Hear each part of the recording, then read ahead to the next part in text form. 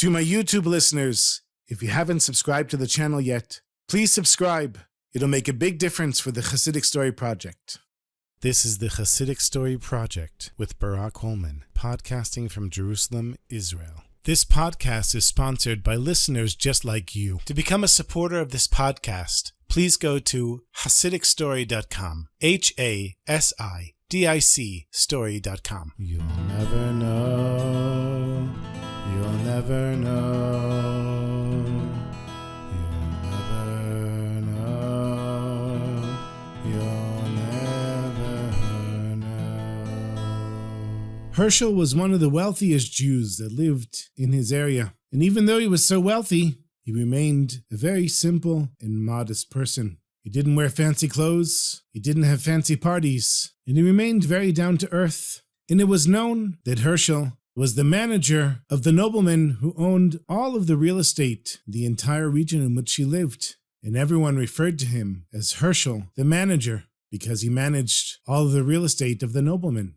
And of course, nobody likes to have to pay rent or taxes, and so because part of his responsibility was collecting the rent and taxes, the Jewish community didn't like Herschel so much. But because he was such a kind and warm person, he was very popular in the Jewish community. And one of the reasons was because of his very unique background. You see, Herschel used to be a simple wagon driver. He never had much money, could barely make ends meet. And one day, after a bris, where Herschel was asked to be the sandak, to hold the baby during the circumcision, the father of the child asked Herschel to please stand up and tell everyone, how did he become so wealthy? How did he go from rags to riches? And Herschel was a little nervous, kind of moved around in his chair. And he said, no, nobody wants to hear my story. But everyone in the crowd said, yes, we want to hear your story, Herschel, please. We want to know, how did you end up with such good fortune? They poured Herschel a big l'chaim. Took a little sip,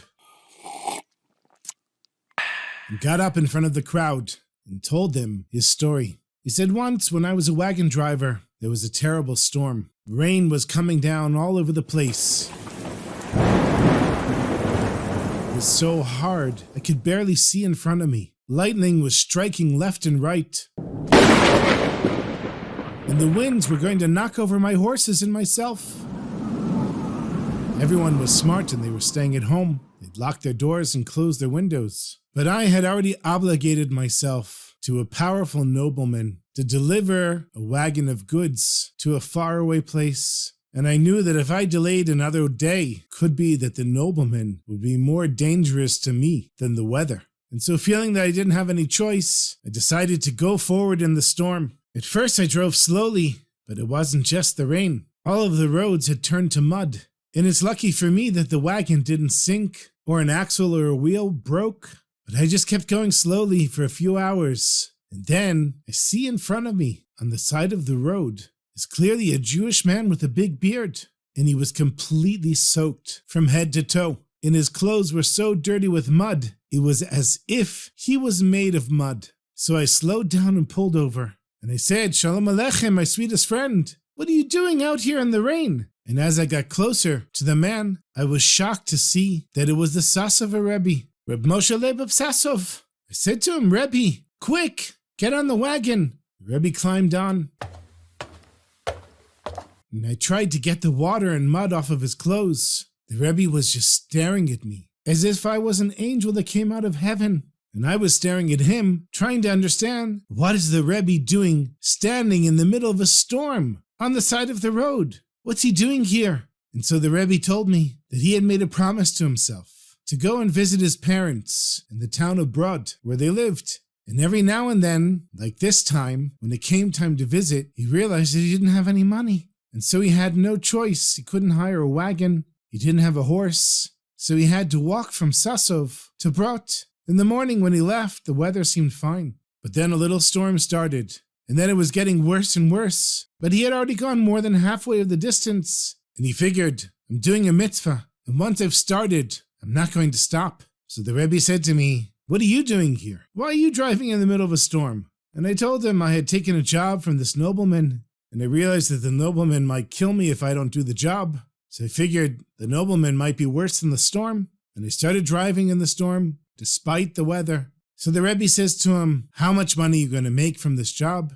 And when I told him, the Rebbe said, I'll pay you even more. Just please take me first to Brod. Even though, of course, the Rebbe didn't have any money at the time. But Herschel had already decided that he was taking the Rebbe to Brod for free. Of course, he wasn't going to charge him. And he already pulled the horses in the direction towards Brod. And the truth is, the journey was very difficult. And there were many times when Herschel thought that he wasn't going to make it. But finally, with Hashem's help, they arrived a few days later. And then the weather improved, and Herschel went and made his delivery. And then he came back to Brod, picked up the Rebbe, and brought him back to Sasov. When they arrived, the Rebbe said, please, I want to pay you like I had promised you. But Herschel didn't have any intention of taking money from a Rebbe, especially when he's standing on the side of the road in a storm like that, on his way to do such a great mitzvah as honoring your parents. But of course, Herschel knew that the Rebbe was going to insist that he pays. And Herschel waited, refusing to accept the pay, until finally the Rebbe said, so fine, you won't take money. What can I give you? And Herschel then got what he wanted. And he said, Rebbe, all I want is a bracha from you. All I want is a blessing from the Rebbe. And so the Rebbe thinks for a few minutes, and then he says, what do you own? And Herschel didn't understand the question. He said, Rebbe, what do you mean? He said, what possessions do you have? What do you own? And so I said to the Rebbe, I have these 2 horses. And then the Rebbe closes his eyes and meditates for a minute. He opens his eyes and he says, well, you have 2 horses. He said, yes, Rebbe, I told you I have 2 horses. He said, wonderful. 1 horse for Purim and the other for Pesach. So Herschel says, Rebbe, is that a bracha? The Rebbe says, indeed, it is definitely a bracha. But Rebbe, I don't understand. 1 for Purim and 1 for Pesach, what are you talking about? And the Rebbe said, you will see, my friend. You will see. And so Herschel left the Rebbe. And a few weeks passed and it was getting close to Purim. And a couple of days before the holiday started, one of the horses became ill and it died. And Herschel was very upset. Now, he could still sell the carcass of the horse and get some money from it. And it was enough money to pay for Purim. But it wasn't a blessing because now one of his 2 horses was dead. And how was he supposed to make a living with only 1 horse? And 3 weeks later, the week before Pesach, the second horse got sick and died.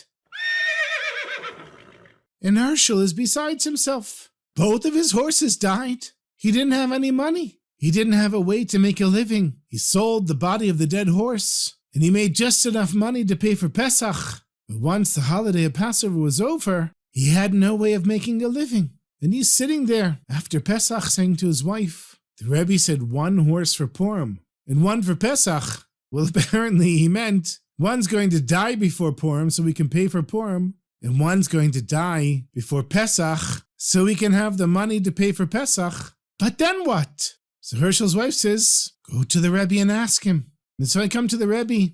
I say, Rebbe, you're a true prophet. Everything worked out the way that you said. 1 horse died before Purim, and the other died before Pesach. But Rebbe, I came to you for a bracha. I came for a blessing, not a curse. Now that my horses are dead, how am I supposed to make a living? And the Rebbe looked at me with a big smile, and I could see his eyes were sparkling. And he said, yes, it is a bracha.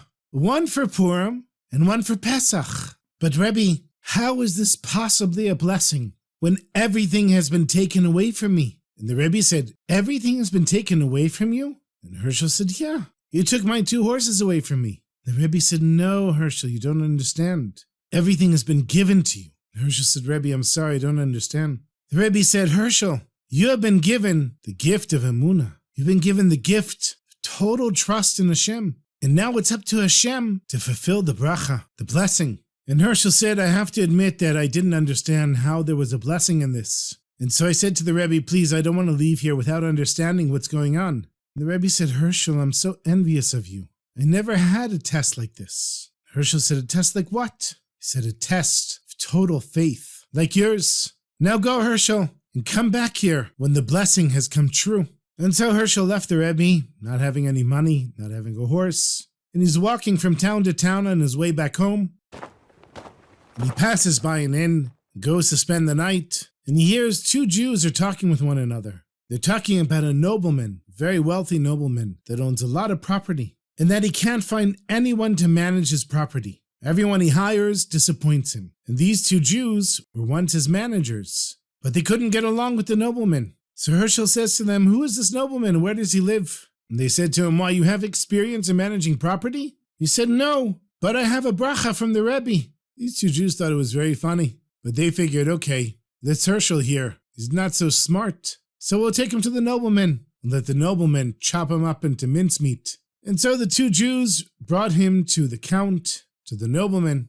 And he says to Herschel, "Tell me, Herschel, you have experience managing property?" And Herschel said, "No, but I have a bracha from the Rebbe." And the nobleman said, "You know what? If you buy one of my properties, you can lease it out and make some money. And I'll see if you do a good job. Maybe I'll hire you to manage some other property." And Herschel says to the nobleman, "But I don't have any money to rent your property." And the nobleman is thinking to himself, this Herschel seems like a nice guy, and I can't seem to find anyone to manage my property. So he says to him, "You know what, Herschel? I'm going to lend you the money for the first year, and let's see how you do managing my property. And if things work out, I'll give you more property to manage, and you'll pay me back eventually." And it turned out that Herschel and the nobleman got along very well, and he was able to make a nice living managing the property. And the nobleman gave him more and more property to manage, until eventually Herschel became a wealthy man. And he went back to the Rebbe, and he said, "Rebbe, I'm not sure if this was your intention,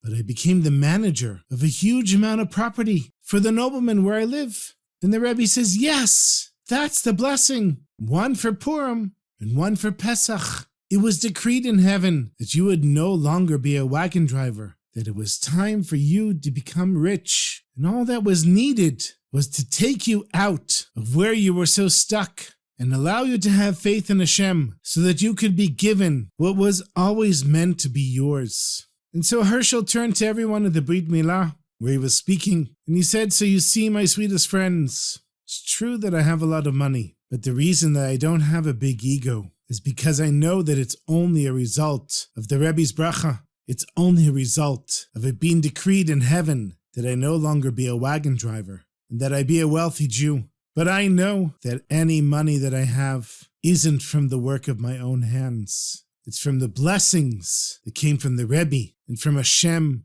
himself." Shomer, Shomer Yisrael, Shemo Sherit Yisrael, Yan Yovan, Yan Yovan Yisrael, Yan Yovan, Yan Yovan Yisrael, Yan Yovan, Yan Yovan, Yan Yovan, Yan Yovan, Shomer, Shomer Yisrael, La la la, ya la la, ya la la,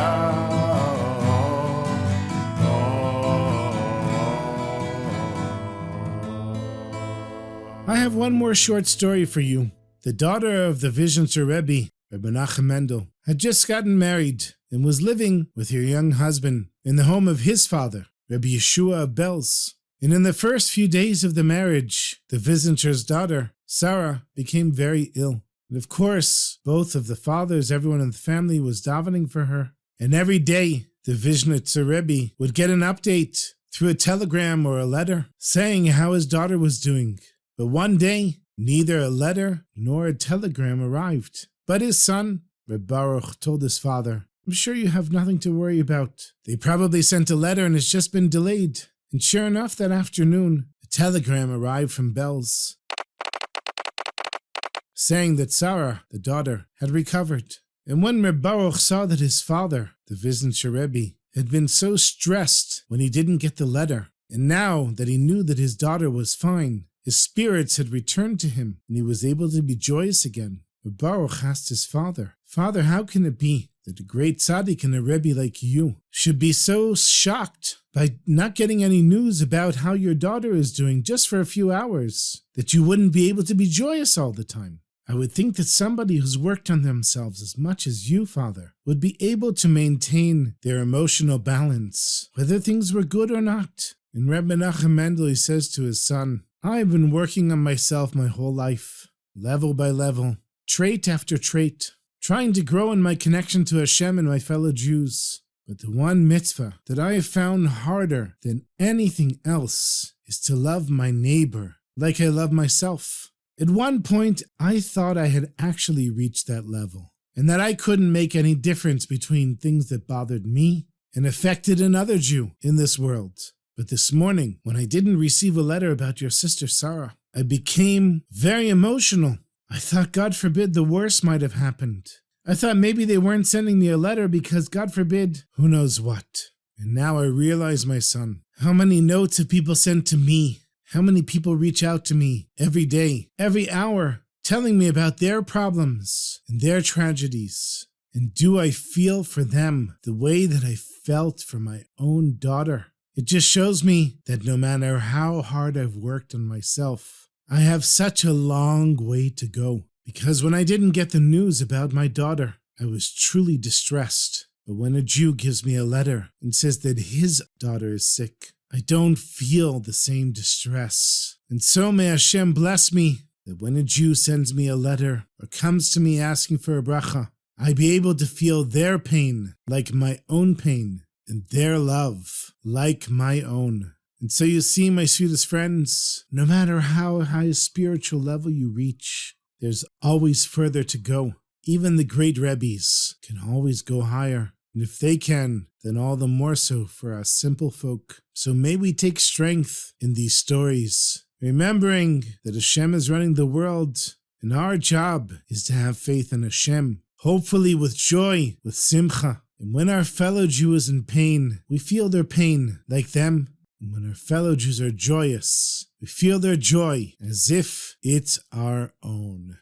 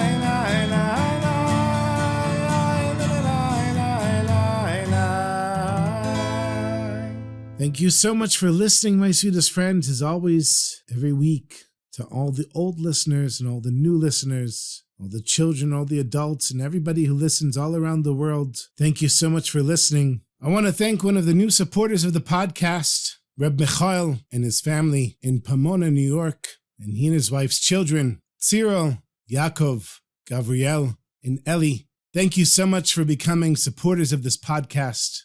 I went and bought matzah today. Did a lot of the shopping for Pesach today. It's still Adar, so I thought, what an appropriate story. One for Purim and one for Pesach. May Hashem bless everyone to always be in Purim. And at the same time, your preparations for Pesach should go smoothly, easily, and with joy. So thank you again for listening, my sweetest friends. Until next week, sei gesund.